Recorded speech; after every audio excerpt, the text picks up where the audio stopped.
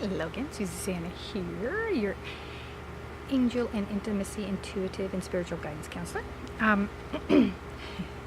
heard this term the other day, and I think it's fabulous.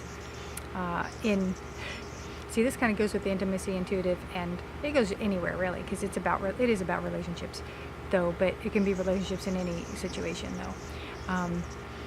But so the term was analysis paralysis. Brilliant.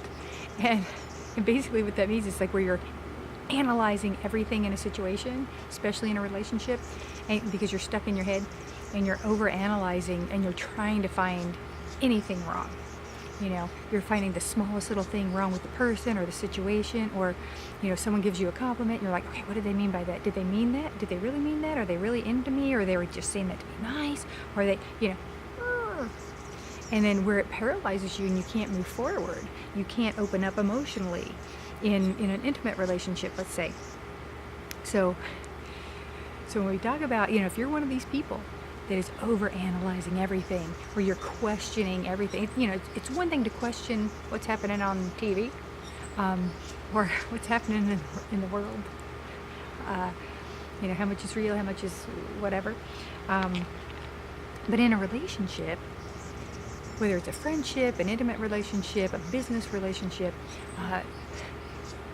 you want to be able to, you know, you can still analyze without over-analyzing. You can still question without obsessing.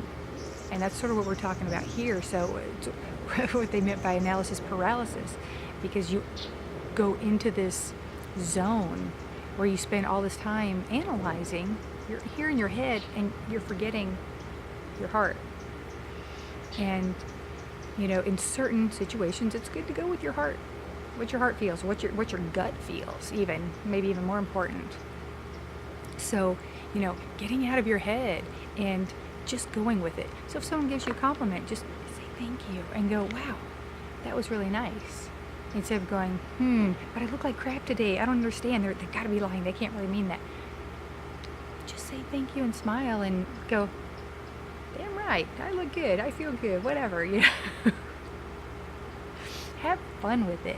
You know, we try to make certain things too seriously in this human realm, and when we learn to release and to go with the flow, so to speak, you know, we can still be responsible, we can get our shit done, but life is so much more enjoyable when you hope for the best, you know, and go with it, and give people the benefit of the doubt, you know, which comes up to another question we'll talk about in trust again. I may have a couple of those already out there, but that's another topic that comes up quite frequently.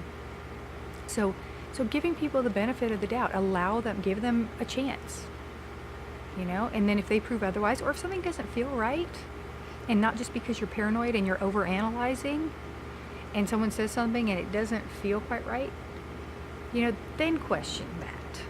You know, there's a time and a place, and it's about balance.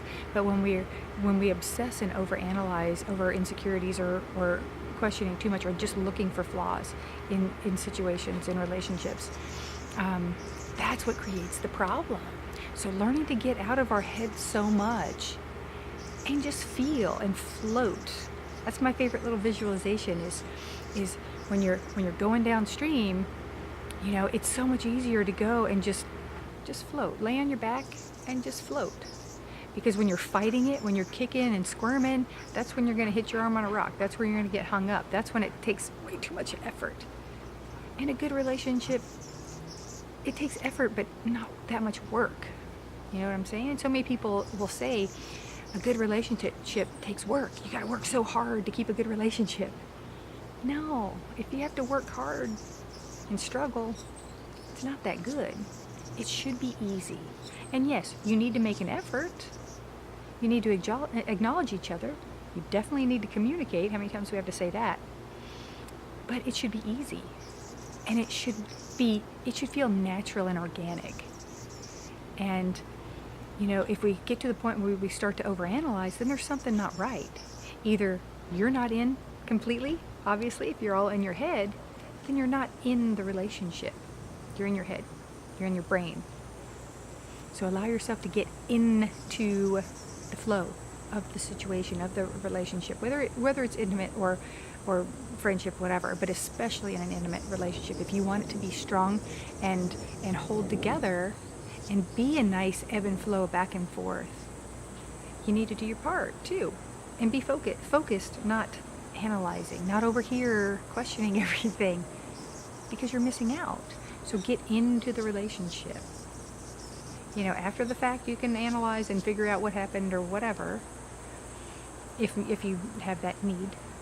But it's best to get out of your head, get into your heart and your soul, and enjoy moments. And if it works out, beautifully. And if not, next one will be even better. So let go of that analysis paralysis, relax, enjoy life, enjoy each other, enjoy that relationship, and have a beautiful week.